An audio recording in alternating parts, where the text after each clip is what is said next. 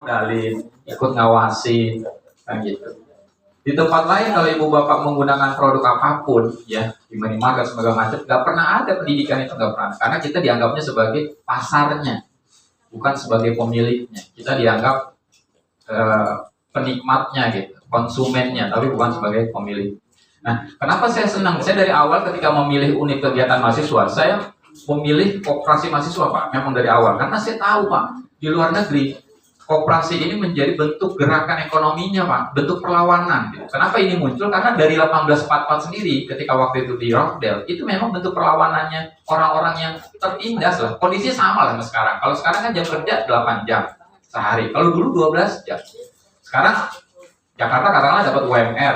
Sekarang UMR Jakarta 5,6. Ada yang di bawah itu. Gitu. Tapi karena kita tidak pernah untuk bareng-bareng ngobrolin nasib kita untuk menolong diri sendiri, akhirnya kemudian dimanfaatkan. Nah, memang dari sisi kondisi sejarah ini saya agak lebar ya.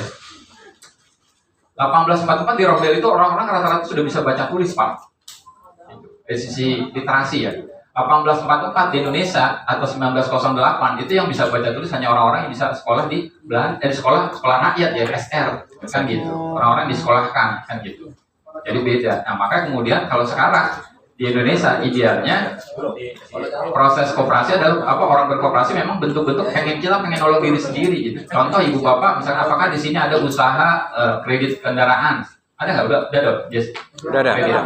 Nah, seperti itu. Salah satunya motor kan, saya. Itu kan modalnya yang punya koperasi adalah modal orang-orang anggota gitu. Makanya kemudian dibilang ibu bapak yang dapat pinjaman sekian itu sebenarnya bukan uang koperasi, tapi uangnya anggota-anggota yang belum bisa pinjam aja gitu. Kalau semua anggota Kopkarlia pinjam di waktu yang bersamaan gak bakal mampu. Atau sebuah anggota satu koperasi itu semua anggota 100% mau minjem gitu, gak bakalan bisa.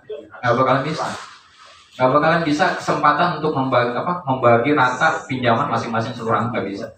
Selama ini berjalan karena ada anggota yang butuh saat itu, ada yang belum gitu. Gantian sebenarnya. Kalau nggak gantian bareng-bareng semua nggak bakalan mampu gitu. Nah, maka kemudian koperasi perlu juga mencari sumber pendanaan yang biasanya murah gitu ya, LPDP, terus kemudian apalagi bebas gitu. Yang terpenting dari sisi jasa lebih murah, terus kemudian bisa berkembang buat koperasinya seperti itu, Pak. Ada lagi? Yuk. Gimana kalau koperasi pertanian? Koperasi pertanian itu kan ketika mereka mau panen, mereka mau tanam, mereka akan pinjam. Yeah. Itu kan let's say barengan gitu. Nah, seperti tadi Bapak bilang kan harusnya nggak bisa. Nah, itu bagaimana mereka bisa bertahan? Yeah. Kalau koperasi pertanian modelnya sama kayak koperasi kehutanan, dia per 3 bulan atau per masa panen biasanya. Nah, memang sama, tetap nggak ada yang membutuhkan modal sekian, ada yang membutuhkan modal sekian, nggak semuanya, tetap nggak semua di lapangan tuh nggak semua anggota meminjam dalam waktu yang sama gitu.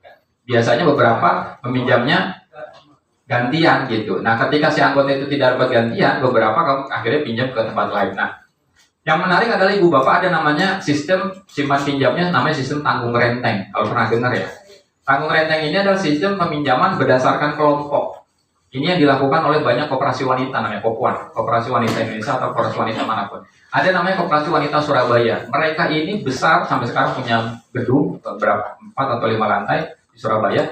Mereka mulainya dari kelompok, Pak, awalnya kelompok. Terus kemudian mereka setelah kelompok akhirnya bikin arisan. Akhirnya dari arisan, akhirnya kemudian bikin koperasi. Nah, yang menarik adalah bahwa tanggung renteng ini terdiri dari 8-10 orang kelompok wanita. Terus kemudian proses seleksi orang yang mau minjem, seleksi memasukkan orang ke kelompok itu dilakukan oleh kelompok tersebut. Dan kelompok itulah yang kemudian menanggung jika ada kemudian anggota yang telat bayar, anggota kemudian di kelompoknya ya, anggota kemudian yang agak lagi miss pembayarannya, miss pinjamannya itu di kelompoknya. Sehingga kemudian di tingkatan koperasi kredit macetnya bisa sampai 0%, Pak. Ini yang kemudian ditiru juga oleh Koperasi Benteng Mikro Indonesia, salah satu koperasi terbesar di Kabupaten Tangerang, bahkan ya masuk di Pulau Jawa, ya sudah triliun juga. Itu juga begitu, melakukan seperti Grameen Bank kayak gitu-gitu, itu diadopsi oleh Koperasi Benteng Mikro, ya gitu. Dilakukan seperti itu. Sistemnya sistem tanggung renteng, kayak gitu. Jadi kita paham siapa nih anggota yang mau minjem, siapa yang kita kasih pinjaman, siapa yang bisa boleh masuk, siapa yang enggak. Gitu. Itu lebih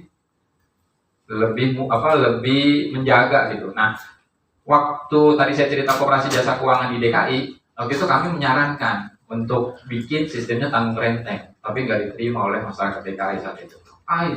Dan betul kejadian. Sekarang tinggal 10% lah koperasi jasa keuangan yang masih hidup, selebihnya udah tutup tumbang. Gitu. Padahal modal disediakan, semua disediakan, Mas Mila. Seperti itu Pak. Dari pengalaman Pak Ibu, ada nggak koperasi yang pinjam, anggotanya pinjam, tapi ya itu tadi yang akebono saya cerita. Dia unit usaha simpan pinjam, anggota boleh pinjam 10 bulan, ya 10 kali pembayaran, jasanya 0%, nggak ada bunganya, nggak ada jasanya. Tapi dia mesti transaksi. Angkanya saya kurang hafal persis, tapi yang jelas dia harus transaksi belanja di koperasinya masing-masing. Tiap bulan harus ada transaksi. Kan pertanyaan sederhana, kita ini badan usaha, bukan badan sosial. Koperasi itu badan usaha, maka harus ada usaha yang dilakukan. Namanya usaha harus dapat keuntungan untuk menggerakkan roda ekonomi organisasinya. Kalau kemudian nanti Kopkarlia mengambil makin turun ya jasanya dari 5% tahun terus jadi 4% hingga misalnya 0%, maka penggantinya apa nih untuk pendapatan koperasi? Kan tadi kita ngomong SAU itu didapatkan dari pendapatan, dikurangi biaya dan segala macam. Kopkarlia siap nggak anggotanya untuk belanja full di situ dengan nanti misalkan jasa simpan pinjamnya, ya jasa pinjamannya rendah gitu atau semakin menurun dengan gitu. Itu juga bagian dari penawaran bentuk pelayanan koperasi buat anggotanya. Termasuk misalkan waktu itu kami menyarankan usaha yang ada di perusahaannya, misalkan konsumsi rapat kan gitu kan, catering, makan siang, itu bisa nggak dipegang oleh koperasi. Hambatan atau tantangan yang dialami oleh koperasi adalah ketika itu diajukan, biasanya kalau ada hambatan tantangan karena sudah ada pemain sebelumnya, itu aja. Pemain sebelumnya kemudian belum mau untuk masuk ke dalam koperasi. Karena kalau udah masuk koperasi kan buat semua. Contoh paling miris adalah ada sebuah koperasi rumah sakit, ya dia punya apoteknya rugi. Coba bayangin. Oh bisa? Ya karena ada pemain dalamnya. Gitu. Ada pemain dalam, ya kan? Iya, pemain di situ dia mengharapkan itu, gitu kan? Barang-barang dia sendiri, gitu kan? Koperasi nggak dikasih kesempatan. Bagaimana mungkin koperasi rumah sakit punya unit usaha apoteknya rugi? Nggak masuk akal, gitu. Jadi hal yang nggak masuk akal biasanya ada kejadian luar biasa di dalamnya kan, gitu aja. Gitu. Saya mengungkapkan yang terjadi di lapangan ya, gitu. Saya mengatakan terjadi di lapangan. Mudah-mudahan ini tidak menyurutkan rasa optimisme ibu bapak sekalian dalam mengelola koperasi. Mengelola koperasi itu asik betul. Karena di luar negeri ini menjadi hal yang berhasil. Di Singapura jumlah penduduk dengan jumlah anggota koperasi itu 1:2, jadi lebih banyak jumlah anggota koperasi dibanding jumlah penduduknya. Di Amerika juga sama, ada koperasi perumahan, ada koperasi pelanggan listrik, ada banyak koperasi jasa, koperasi asuransi, banyak hal. Itu di Singapura dari mana itu yang sisanya 50%? Gitu.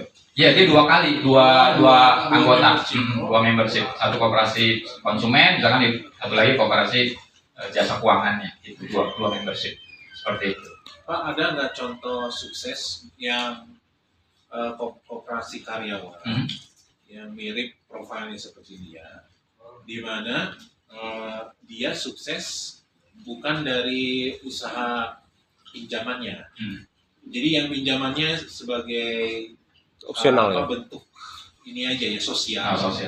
Tapi yang transaksi lain, kegiatan bisnisnya justru yang majunya. Ya. Ada contoh. Ya, kita harus sepakat dulu bentuk indikator sukses buat sebuah koperasi apa. Tentu dari Gitu. SAU. Kalau dari SAU, misalkan dari omset, apakah dari pendidik juga menyelenggara pendidikan, jadi kalau misalkan dari omset dan SAU, maka kita itu sepakat, ya kita tinggal belajar saja. Misalkan kita yang paling dekat kalau pengen dapat data bisa ke majalah Peluang atau majalah Warta Koperasi, itu mereka punya data. Tapi yang terpenting adalah biasanya kalau ini yang kita alami Pak ya di lapangan, kalau anggota itu belum pernah dapat pendidikan, terus tiba-tiba kita menawarkan pengurus menawarkan seperti itu untuk pelayanan jasa itu, biasanya banyak penolakan. Jangankan itulah, untuk menaikkan simpanan wajib ya, dari misalkan dulu kami ngisi di TNI, kami nanya itu tahun berapa, 2000-an lah. Berapa simpanan wajibnya Pak di sini? 2.000 untuk prajurit 2 Prada ya berarti ya. Prada, kecil banget kita bilang. Naikin dong gitu. Wah berat Pak, kalau kita harus naikin itu harus izin gitu, izin atasan dulu kan gitu. Wah kasihan atasan diurusin hal-hal beginian gitu. Tapi dengan kemudian kita lakukan pendidikan, alhamdulillah sih ada perubahan gitu dari 2000 jadi 4000 kan gitu. Alhamdulillah ya naik kan 100%. Walaupun masih kecil, tapi itulah harus apa namanya pelan-pelan gitu. Yang sudah berhasil waktu itu kita lakukan ya dari sisi pendidikan kita lakukan, terus gimana wajib naik adalah koperasi karyawan JIS Jakarta International School yang di Trogong gitu. Taunya apa pas rapat anggota, ada anggotanya angkatan apa ya kita naikin dong Pak simpanan wajib. Karena dari simpanan wajib dana pengumpulan modal yang murah buat koperasi gitu. Kalau dapatnya kan SAU. Jadi kalau misalnya koperasinya untungnya besar ya SAU-nya juga besar kan gitu buat anggota. Kalau kecil ya kecil ikut kan. Tapi kalau pinjam ke tempat lain ya kan tergantung kesepakatan kan gitu. JIS itu khusus simpan pinjam? Enggak, konsumen juga. Ada. Rata-rata koperasi karyawan itu konsumen. Konsumen itu artinya usahanya unit simpan pinjam, ada toko gitu. Bukan satu jenis. Nah, multi usaha dia. Kalau konsumen itu multi usaha. Nah, Koperlia ini disebut koperasi konsumen. Gitu. Koperasi konsumen karyawan dia. Bukan. Kalau di Jakarta bukan. Ada koperasi petani, ya, terus pengepul, pedagang, sawit, seperti itu. Atau kalian mau bikin PT misalkan, main di pertambangan, sekarang kan dibuka koperasi untuk terlibat di pertambangan. Boleh bisa kalau misalkan ada yang bisa dapat izinnya, terus kemudian di subkonnya lagi bisa. Atau main impor, misalkan sama. Kemarin yang Pak itu kan kasus Pak itu Pak siapa? Pak Tom ya. Itu pengimpornya itu yang dapat izin itu koperasinya, koperasi Indo. Tom Lambong. Indo, pokoknya koperasi. Jadi si Indo koperasi ini dapat izin untuk dapat kuota. Nah, dia akhirnya kemudian meminta pabrik yang biasa mengimpor untuk mengimpor berdasarkan kuota yang didapatkan oleh koperasi. Jadi yang dapat kuotanya itu si koperasinya. Si pabriknya nggak punya kuota gitu, tapi dia minta berdasarkan kuota ini dia minta si pabrik itu. Dia sebagai pemodal. TNI lagi. Ya, koperasi TNI Polri iya. Sebagai Karena Pak di TNI Polri itu koperasi betul-betul menjadi apa namanya bemper ya, jadi penyokong gitu, Hidup, penyokong ketika hari raya gitu kan, itu luar biasa gitu. Harusnya bisa gitu. Itu luar biasa manfaatnya Yayasannya gitu. harus hadir. ATM, ATM sih manfaatnya menjabat. kerasa banget gitu. Pak ATM waktu itu menjabat. Gitu seperti itu. Mewajibkan tapi Ya. sirkulasinya jalan. Pak, tapi kan ada koperasi bisa membangun gedung dan lain-lain. Ini amit-amit kalau misalnya Amit-amit. koperasinya bubar gitu, Amin amin. itu gedungnya gimana Pak? Iya. Tadi saya bilang bahwa membangun koperasi lebih mudah dibanding kemudian melebur atau membubarkan koperasi karena terkait itu hak dan kewajiban. Sampai sekarang yang sudah terjadi di lapangan ketika ada sebuah koperasi tidak beroperasi, ya terkantung-kantung akhirnya. Gitu.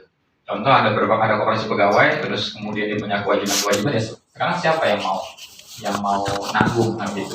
Pun kalau misalkan mau dikatakan dia punya aset segala macam kan harus dilelang. Kalau yang sekarang terjadi misalnya di koperasi sejahtera bersama, dia sudah punya banyak aset. Terus dari pemberitaan yang saya baca, mereka ya mau menjual aset, tapi pertanyaannya kan yang mau beli siapa gitu. Karena yang ketika kita jadi orang yang punya tajir melintir kan mau beli juga harus aman dari sisi legalitas kan gitu. Itu beratnya di sana kadang. Gitu. Belum lagi kalau misalkan ternyata di lapangan terjadi fraud gitu. Ternyata aset yang harusnya atas nama koperasi ternyata atas nama Pribadi. Nah, itu gitu. Saya sekali lagi mohon maaf kalau misalkan saya cerita yang agak pesimis ya. Tapi itu yang terjadi di lapangan. Maksudnya untuk ibu bapak sebagai Koperlia tuh nanti tidak mengalami itu gitu. Saya tadi sempat bilang ke Pak Haji Asdi. Saya salut loh dengan LIA-nya sendiri kan. Saya baru tahu ternyata ini bentuknya yayasan LIA kan gitu. Betul. Kalau ibu bapak misalnya mau aja melakukan riset kecil, berapa banyak sih kemudian katakanlah yang dulu nih sejamannya dengan awal-awal LIA ini yang kemudian dapat kerjasama dengan pihak lain, kemudian dapat katakan hibah atau sumbangan dari tempat lain, kemudian tapi sampai sekarang masih eksis. Saya pikir sedikit lah, gitu. Tapi kok ini yayasan LIA bisa berkembang, kan berarti ada hal yang menyatukan frekuensi untuk mensejahterakan karyawannya kan gitu. Iya. Saya sih sederhananya seperti itu gitu.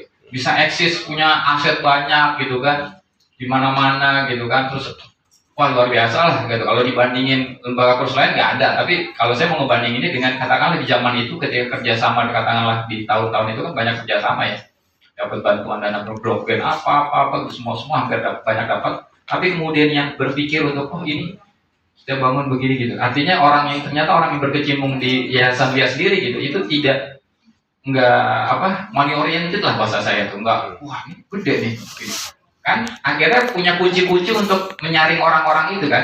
Nah kalau ini kemudian frekuensi itu bisa dibangun di Koptaru, ya saya yakin lah pasti ini SAU-nya nanti tinggi kan gitu kan, kemudian anggota-anggotanya sejahtera seperti itu.